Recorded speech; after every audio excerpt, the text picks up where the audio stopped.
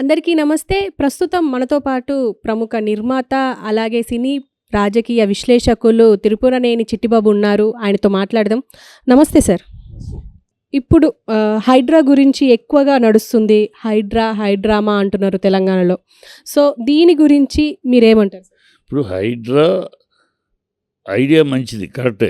దాన్ని ఎవ్వరు తప్పట్లేదు. ఎందుకంటే వర్షాకాలం వస్తే పెద్ద వర్షం ఊడితే రోడ్లో నీళ్లు మిగిలిపోతున్నాయి, నిలిచిపోతున్నాయి. కారణాలు ఈ చెరువులు, ఎక్కడికక్కడ చెరువులన్నీ కబ్జా చేసేస్తారు. ఇది ఎప్పటి నుంచి జరుగుతుంది, ఎవరి ప్రభుత్వంలో హయాంలో జరిగింది? ఇది ఇప్పుడు కన్వెన్షన్ కూడా ఎవరి హయాంలో పర్మిషన్లు ఇచ్చారు? అది కాంగ్రెస్ ప్రభుత్వం. 2010లో అది ఓపెనింగ్ అయింది. అప్పుడు ఉన్నది కాంగ్రెస్ ప్రభుత్వం. అంటే వీళ్ళే ఇచ్చి ఇచ్చిన పర్మిషన్ ఇచ్చిన ఆఫీసర్లు ఎవరు? దానికి ఎలా కన్స్ట్రక్షన్ చేస్తుంటే అప్పుడు ఎందుకు ఊరుకున్నారు? అది ఎందుకు వదిలిపెట్టారు? ఏ కారణం చేసి వదిలిపెట్టారు? అలాంటి అనేకం జరిగినాయి. వాళ్ళ పొంగులేటి ఫామ్ హౌస్ కూడా బఫర్ జోన్లో ఉందని శాటిలైట్ ఫోటోలు క్లియర్గా చూపిస్తున్నాయి. ఇప్పుడు కూలిస్తే నిజంగా ఇది విషయం అయితే మంచిది. అది చేస్తే దాన్ని రాజకీయంగా వాడుకుంటాం కాకుండా సిన్సియర్గా చేస్తే అంగీకరించవచ్చు. ఇప్పుడు ఓవైసీ స్కూల్ కట్టింది, కాలేజీ కట్టాడు కదా, అది ఒక చెరువు మీద కబ్జా చేసి దాని చెరువును మూసేసి కట్టాడు. కూలుస్తావా? ఓవైసీ కాలేజీని కూల్చగలవా? కూలుస్తావా? కూల్చు. రాజకీయంగా నీకు ఎవరి మీద కోపం ఉందో వాళ్ళ మీద చెయ్యాలి అని ఇది మొదలెట్టిందే రాజకీయ దురుద్దేశంతో. అందుకని ఆఫీసర్ను కూడా రాజకీయ మనిషిని పెట్టుకున్నాడు ఆఫీసర్గా. అతను రాజకీయ మనిషిని ఎందుకనంటే ఆఫీసర్గా మాట్లాడటం కన్నా పొలిటికల్గా మాట్లాడుతున్నాడు అతను. కేటీఆర్ని విమర్శించి మాట్లాడటము. Is an officer. He should talk about rules and regulations, not about political comments కాదు. సో అతను పొలిటికల్ అనేది అర్థమైపోతుంది. ఇక్కడ కావాలి పెట్టుకో చెయ్యి. ఓవైసీది దమ్ముంటే ఓవైసీది కాలేజీ మీద చెయ్యి పెట్టు, అది చేసి చూపించు. నాగార్జున కనుక ఒక డీసెంట్గా అయ్యి ఒక ఆర్టిస్టు హడావిడి హంగమ్మ జనాల్ని పిలిపించి అడ్డుకుంటాలు, ఇలాంటి కార్యకర్తలు ఇలాంటి పనులు చేయలేడు కనుక, సినిమా ఆర్టిస్టు హీరో కనుక అలాంటివి చేయలేడు కనుక, అభిమానులు రెచ్చగొట్టి రండి అని అంటూ చేయడు కనుక నువ్వు చేస్తావు. అది ఓవైసీ చెయ్యి. దమ్ముంటే నాగార్జున కాదు, ఓవైసీ మీ పొంగులేటిది కిరణ్ కుమార్ రెడ్డి తమ్ముడు ఇక్కడ అయ్యప్ప సొసైటీ దగ్గర ట్రస్ట్ భూములన్నీ అన్యాక్రాంతంగా ఆక్యుపై చేసి వాటి మీద బిల్డింగ్లు కన్స్ట్రక్షన్ చేస్తూ ఉంటే అప్పుడు మరి టీఆర్ఎస్ గవర్నమెంట్ యాక్షన్ తీసుకుంటే కోర్టుకు వెళ్ళారు వాళ్ళు. కోర్టుకు వెళ్ళినప్పుడు అప్పుడు మీ కాంగ్రెస్ వాళ్ళందరూ సమర్థించారు. కోర్టుకు వెళ్ళారు. అది ఇప్పటికీ స్టే ఉంది, నడుస్తుంది. లేకపోతే 27 బిల్డింగులు అక్కడ అన్యాక్రాంతంగా ట్రస్ట్ భూములు లాక్కుని అన్యాక్రాంతంగా ఆక్యుపై చేసి బిల్డింగులు కూడా కట్టడం మొదలెట్టారు. కిరణ్ కుమార్ రెడ్డి హయాంలో కిరణ్ తమ్ముడు చేసిన పని అది. 100 ఫీట్ రోడ్డు వేస్తుంటే దాదాపు అక్కడ మార్కెట్ 100 ఫీట్ రోడ్డు పడుతుంది కనుక అక్కడ బ్రహ్మాండమైన వాల్యూ పెరుగుతుంది భూమిని ఇలా ఆక్యుపై చేస్తారు. అవన్నీ చెయ్యి. అన్నీ చేయగలిగితే మీ కాంగ్రెస్ వాళ్ళవి అనేక ఉన్నాయి. ఇన్ని సంవత్సరాల్లో మీ 50 ఏళ్ల పరిపాలనలోనే ఈ చెరువులన్నీ కబ్జా చేయబడ్డాయి. కొత్తగా చెరువులు కబ్జా మీ పాలనలోనే ప్రతి చెరువు కబ్జా చేయబడి ల్యాండ్ చేసేసి దాన్ని అమ్మేసి బిల్డింగ్లు కట్టి మీ పీరియడ్లోనే మొత్తం రాష్ట్రం ఆంధ్ర రాష్ట్రం ఏర్పడినాక ఈనాళ్లలో మీ ప్రభుత్వాలే ఉన్నాయి. ఇవాళ ఎవరి మీద నువ్వు నిందిస్తున్నావు? ఆఫీసర్ని, ఆ పర్మిషన్ ఇచ్చిన ఆఫీసర్ ఇప్పుడు మనాడిది ఉంది, నాగార్జునది పట్టా భూమి. ఆ పట్టా భూమి ఎవరిచ్చారు? ఆ కరెంట్ కనెక్షన్ ఎవరిచ్చారు? ఆ వాటర్ కనెక్షన్ ఎవరిచ్చారు? డ్రైనేజ్ దీనికి పర్మిషన్ ఎవరిచ్చారు? మీరేగా ఇచ్చింది, మీ ప్రభుత్వమే కదా. ఎందుకు వాళ్ళని పట్టుకోండి, వాళ్ళని పట్టండి, ముద్దు ఆఫీసర్ పట్టండి, ఎలా ఇచ్చాడు నిలదీయండి. అలాగే అన్నీ కూల్చండి. అన్నీ కూలిస్తే అన్ని రాజకీయాలు మా పార్టీ వాళ్ళు, మా మనుషులు వాళ్ళది పక్కన పెట్టి ఎదురు పార్టీ వాళ్ళది మాత్రం చేస్తూ ఉంటే అది అంగీకారం కాదు. అది ఇతను ప్రజలను డైవర్ట్ చేయడానికి, ఈ ఎత్తుగడంతా ప్రజలు డైవర్ట్ చేయడానికి. వీళ్ళు విఫలమైన ప్రభుత్వం.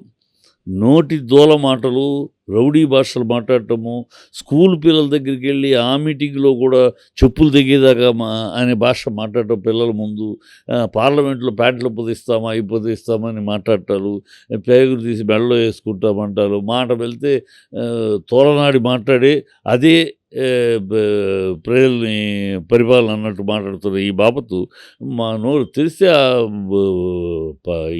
ఈ భాషే రౌడీ భాషే. అది ఆ ప్రజలేమో ఈ నువ్వు పథకాల విషయాలు అన్నీ అబద్ధాలే. ఇవాళ ఇది రై రుణమాఫీ రుణమాఫీ 49 లక్షల కోట్లు పై చిలుకు చేయాల్సి వస్తే 17 లక్షల కోట్లు చేసేసి మేము మొత్తం చేసేసామన్నట్టు భ్రమ కల్పిస్తున్నారు. ఇంకా అన్ని చోట్ల ఎక్కడా జరగలేదు. దానికి లింకులు ఏదో స్పెల్లింగ్ మిస్టేకు ఇంకేదో రకరకాల కారణాలు పెట్టి తప్పిస్తారు. ఇప్పుడు అవన్నీ సరి చేస్తే మళ్ళీ మేము ఇచ్చేస్తామని మాట. 2 లక్షల పైచీలకు ఉంటేట ఏమి రుణమాఫీ నువ్వు 2 లక్షలు చేస్తాను చేసి 2 లక్షల పైచీలుకుంటే వాళ్ళు కడతారు. తర్వాత ముందు అది కట్టాలట, ఆ తర్వాత ఇస్తాడట. ఇప్పుడు ఒకడికి 2,70,000 ఉంది, వాడు 2 లక్షలు నువ్వు రుణమాఫీ 70,000 కట్టుకుంటాడు దాన్ని. ముందు ఆ 70,000 కట్టబట్టి వాడు ఎక్కడ పోతారు? ఇప్పుడు డబ్బులు లేకే కట్టింది. ఇది రుణమాఫీ అయితే వాడికి ఏదో వెసులుబాటు ఉంటుంది, ఎక్కడో తెచ్చుకుని ఏదో చేసుకుని చేస్తాడు. ఇవన్నీ డ్రామా ప్లే చేస్తున్నారు. బస్సులు అంటే ఇప్పటికి ఆటో వాళ్ళు సస్తున్నారు. బస్సులేమో పెంచుతున్నామని స్టేట్మెంట్లు తప్పితే పెంచినేం లేవు. బస్సులు ఎక్కడికక్కడ ఆడవాళ్ళు గొడవ పడుతున్నారు, తిడుతున్నారు. బస్సు ఆపి మరీ తిడుతున్నారు. ఎంతసేపు రాజకీయ విమర్శలు, రాజకీయ దుమానాలు తప్పితే, రాజకీయంగా లబ్ధి పొందే మాటలు తప్పితే ప్రజా పరిపాలన లేదు. ఈనాళ్ళు అసలు రాష్ట్రం ఏర్పడ్డాక, తెలంగాణ రాష్ట్రం ఏర్పడ్డాక సంషేర్గా బతికింది తెలంగాణ. ఈ గతంలో అంటే జాతీయ పార్టీలైన కాంగ్రెస్, బీజేపీ రెండింటినీ ఛాలెంజ్ చేస్తూ బతికింది. వాళ్ళకి తల ఒగ్గకుండా, వాళ్ళకి తల వంచకుండా నిటారుగా తల పెట్టుకుని ఘనంగా బతికింది ఈ టీఆర్ఎస్ ప్రభుత్వంలో. KCR national leader. ఇవాళ ఏం పరిస్థితి? అసలు మన సీఎం ఎవరు అని చెప్పుకుంటేనే తల వంచుకోవాల్సి వస్తుంది. ఈయన సీఎం అని చెప్పుకుంటానికి కూడా సిగ్గుచేటుగా ఉంది. ఇవాళ మాట వెళ్తే ఢిల్లీ. అందుకనే ఎప్పుడు చెప్తాడు, ఎక్కడి తురువులు, ఎక్కడి ములుచులు, ఎక్కడి భ్రష్టులు, ఎక్కడి జస్టలు, ఎక్కడ నష్టజాతకులు ఈ కాంగీయిస్టులైన కమ్యూనిస్టులు. నాటికి నేటికి ఏ అస్థినారుపురికో తాకట్టు పెట్టి ఈ భ్రష్టులు నా జాతికి శాపం. సార్ ఇప్పుడు ఎన్ కన్వెన్షన్ గురించి మాట్లాడుకున్నాం కాబట్టి, ఈ ఎన్ కన్వెన్షన్ వల్ల నాగార్జునకి చాలా దెబ్బపడే అవకాశం ఉంది అని అంటున్నారు. ఈవెన్ ఇప్పుడు బిగ్ బాస్ 1వ తారీఖు స్టార్ట్ కావాలి, సెప్టెంబర్ 1కి. ఇప్పుడు అందులో హోస్ట్గా తీసేయాలి అని చెప్పేసి కూడా ఈవెన్ బాబు గోగినేని కూడా ఒక ట్వీట్ పెట్టారు. అంటే మీరు దీని గురించి బాబు గేగినని వాడి స్టేట్మెంట్ వాడు అసలు బిగ్ బాస్లోనే వాడి బతుకు తెలిసిపోయింది. వాడు ఏదో పెద్ద మేధావిలాగా టీవీలో ఏదో ఒకటి 2 టీవీలు వాడిని ఎంకరేజ్ చేసుకుని ఏదో చేస్తూ ఉంటారు. వాడు బిగ్ బాస్లో వాడిని ఎంటర్ అయినాక వాడి పరువు ఏంటో పోయింది. బిగ్ బాస్లో వాడి క్యారెక్టర్ ఏంటి, వాడు ఎంత దొంగనేది, వాడు ఎంత కుళ్ళుబోతు అనేది మొత్తం వీడు పెద్ద మనిషి కాదు, చిల్లర మనిషి అని బిగ్ బాస్లో తేలిపోయింది. వాడు ఇప్పుడు ఆ ఏడుపు బిగ్ బాస్లో తను పంపించేశాడు. ఇప్పుడు నాగార్జునకి దీంట్లో పోయేది 3 ఎకరాలమ్మా. మొత్తం 10 ఎకరాలు స్థలం, 3 ఎకరాలు. ఓకే, 3 ఎకరాలు వాళ్ళ దాని విలువల ప్రకారం ఒక 40 కోట్లు అన్నారు. అతనికి నాగార్జునకి 40 కోట్లు నథింగ్. అతను బ్రహ్మాండంగా సంపాదించుకున్నాడు, బ్రహ్మాండంగా సేవ్ చేసుకున్నాడు, ఎవరిని దోచుకుంది కాదు, కష్టపడి సంపాదించి జాగ్రత్త పరుచుకున్నాడు. స్థలాల మీద వాటి మీద పెట్టి పెరిగినాయి, వాల్యూస్ పెరిగినాయి. సో అతనికి ఇది పెద్ద పోతే ఒక పెద్ద ఊడిపోయింది ఏం లేదు, అతని పదానికి రావటాలే ఉండదు. కాకపోతే అక్కడ వర్కర్స్, దాన్ని నమ్ముకుని బతుకుతున్న వర్కర్స్ విషయం, దాన్ని నమ్ముకుని కన్వెన్షన్ వల్ల ఫంక్షన్ జరుగుతున్న వంట వాళ్ళు అవ్వచ్చు, మేనేజ్మెంట్ వాళ్ళు అవ్వచ్చు, ఈ ఆర్గనైజింగ్ వాళ్ళు అవ్వచ్చు, మొత్తం ఒక 400 మంది వాళ్ళకి పాపం ఇప్పుడు ఈ సీజన్ పెళ్ళిళ్ళ సీజన్. ఇప్పుడు శ్రావణ మాసం వచ్చింది, ఇప్పుడు పెళ్ళిళ్ళ సీజన్. ఈ సీజన్లో రోజు ఫంక్షన్ ఉండేది. వాళ్ళు ఈ సీజన్లోనే వాళ్ళు సంపాదించుకునేది పాప పనోళ్ళు. ఆ తర్వాత మళ్ళీ అన్ సీజన్లో వాళ్ళకి ఏముంటుంది, పని ఏముండదు, కూర్చుంటే తప్పితే. సో ఇప్పుడు ఆ సీజన్లో వాళ్ళు సంపాదించుకునే ఇది వాళ్ళ బతుకు మీద దెబ్బపడినట్టు అయింది. వాళ్ళు ఇబ్బందిగా నాగార్జునకు పోయేది పోతే పెద్ద 40 కోట్లు అనేది పెద్ద అతనికి పోతే పోయింది. నష్టమే 40 కోట్లైనా 4 కోట్లైనా నష్టమే. బట్ ఆ నష్టాన్ని భరించగలిగిన శక్తి నాగార్జునకు ఉంది. ఆ వర్కర్సే పాపం వర్కర్స్ విషయం ఇప్పుడు అతను కోర్టు కేసులో ఉందమ్మా. ఇప్పుడు నా కిరణ్ కుమార్ రెడ్డి తమ్ముడు ప్లాట్లన్నీ అయ్యప్ప సొసైటీ దగ్గర ఎందుకు పగలగొట్టట్లా? కోర్టులో కేసు ఉందని. మరి అక్కడ కోర్టులో కేసు ఉందని ఏలు పెట్టినాడు, ఇక్కడ ఎలా ఏలు పెడుతున్నావు?